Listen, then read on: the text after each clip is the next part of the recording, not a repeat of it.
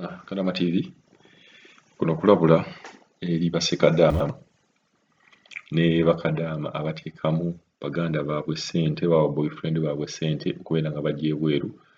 Tugamba Bassekadaama. Bakadaama ne bateekamu Bassekadaama ssente okujja okubeera nga bayiiya mu nsi z'Abawarabu okola bintu nga bwa security, bakola mu cleaning ebyokuyonja. Waliwo ekintu ekigenda mu maaso kaakati mu kampani ezisinga mu Uganda zonna ezitwala Bassekadaama nti ennaku zino kampani zikoze omulimu gw'amaanyi nnyo okubeera nga balya ssente z'Abassekadaama bano. Tutuukirirwa Bassekadaama ne Bakadaama nga batubuulira nti kampani zibaliiridde ssente zaabwe. Bagamba bagenda mu security, bagenda mu cleaning, bagenda simanyi mukola mu kampani oba kupaakinga bintu naye babalidde ssente zaabwe. Kadaama gwe tugenda obbaleetera naye alina ekizibu kye kimu nti yateeka mu muganda we ssente era n'afuna ekizibu kye kimu. Yasukumirako ne visa emabegako awo yatusukumirako visa n'atubuuza nti visa eno ntuufu? Era twamugamba visa eyo nkyamu era visa ya bulimba. Naye ndowooza oluusi omanyi tugenda tubagamba ebintu omuntu n'akkiriza ng'amaze kulugwamu era okukakkana baali bamubbye ssente ze era omugenda muwulira baamubba ssente. So tulabula abantu bonna ddala Bassekadaama ne Bakadaama abateekamu Bassekadaama ssente okubeera nga bagenda ebweru nti companies ezitwala abantu ebweru abalenzi ebweru ntono nnyo ezikola ekintu ekituufu. Naye tetujja bagamba nti eno y'ekola ekituufu oba eno y'ekola ekituufu, wabula mmwe mwennyini muyina okumanya ate ekola ekituufu. Kuba wano tetugamba nti tulina kukubira kampani bweti ne bweti obulango, naye ffe tuba tubagamba mwegendereze kampani gy'ogendako era mwegendereze nti kati waliyo ne visa ez'ebicupuli oli akulagira eddala nti oli afunye visa naye nga visa eyo ya kicupuli. Kadaama ono yatuweereza visa ne tumugamba eyo visa ya kicupuli.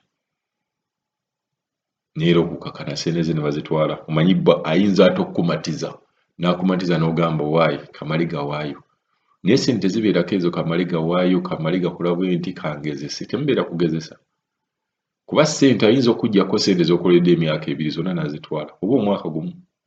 So ssente mubeera mugezesa, olina okukozesa obwongo, muyina okuwuliriza ebizibu ebigudde ku bannammwe ne mubeera nga temugwa mu bizibu ebyo. Y'ensonga lwaki twateekawo Kadama TV tubeere nga tulina forum ey'okwogererako. Leeta ekizibu kyo nkiwulire, ndeeta ekyange nkiwulire, ekyange bwe kiriggwako olimanya n'aggamba.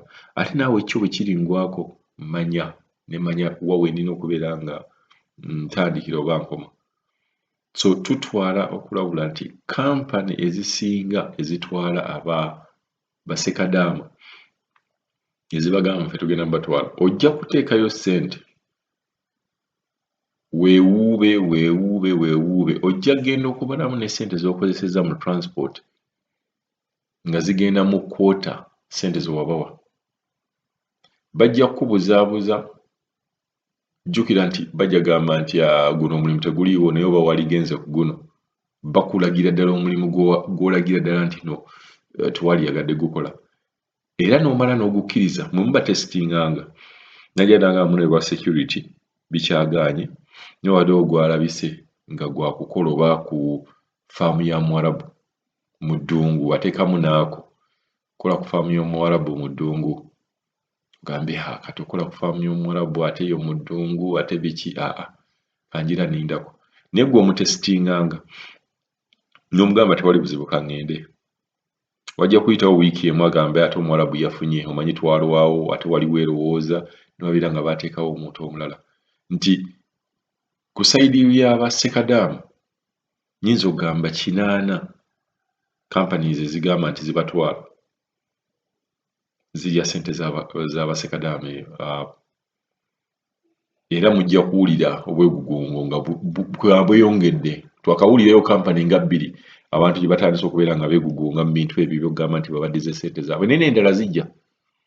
Kyobola kampani ezisinga kakati bo bagamba badiringa n'Abakadaama kuba eky'Abakadaama si kizibu nnyo. Engeri buli kimu gye babeera bakibataddemu kibeera kya bwereere. Naye tutwala okulabula era tweyongera okubawoninga nti ekintu eky'okutwala abalenzi ebweru bakibbiramu nnyo. bakibbiramu nnyo ssente era mwegendereze nga muwaayo ssente zaabwe. Katuwulize Kadamu ono gwe kyatuukako naye era twamuwonye ne tumugamba visa eyo gye bakulima nti visa nfu.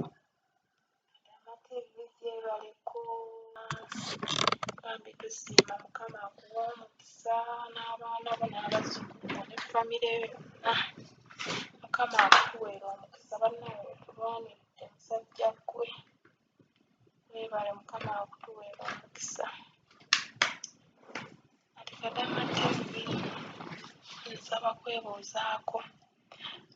Lulala era nakwebuuzaako nalina muganda wange ne bamuweereza air ticket bw'agenda Dubai. So nno ennamba lwakuba nakikyusa naye nabikubuuzaako ne nkubuuza nti eno air ticket ntuufu oba nfu, kumbe yali nfu. Omusajja yakati abadde mu kkomera nga bamusiba ssente zaffe ezimu n'azirya n'atuwaako ezimu. Kyokka ng'ate kampuni yaffe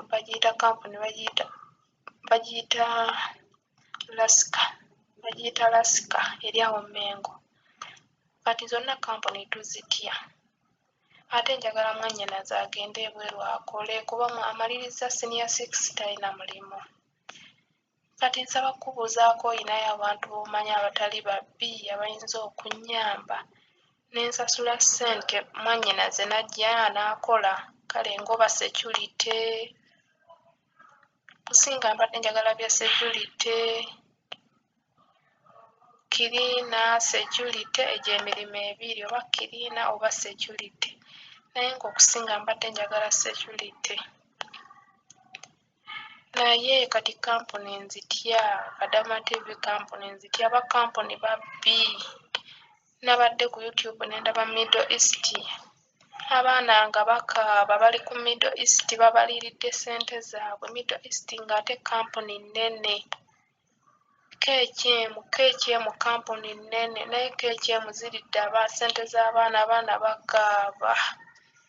Kati ne kampuni tuzitya, kampuni zibba abaana, ne kampuni entuufu n'etali ntuufu tetubitegeera. Zonna kampuni kati babbi.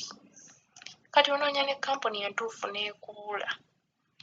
Kati mbadde nsaba onnyambe bw'oba omanyi kampuni etanzibe ogimbuulire bw'oba omanyi oba omuntu omwesigwa.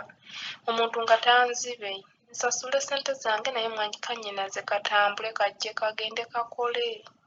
Ssente tuzikolera mu bugubi naye bannaye abasajja batubba. Kati nkoze loosi nnene nnyo nkoze loosi nnene mu ssente ze nawa kweyo kampuni. Njagala mwannyinaze atambule naye kati sirina pulaani. Kampuni nzibi, kampuni batubba.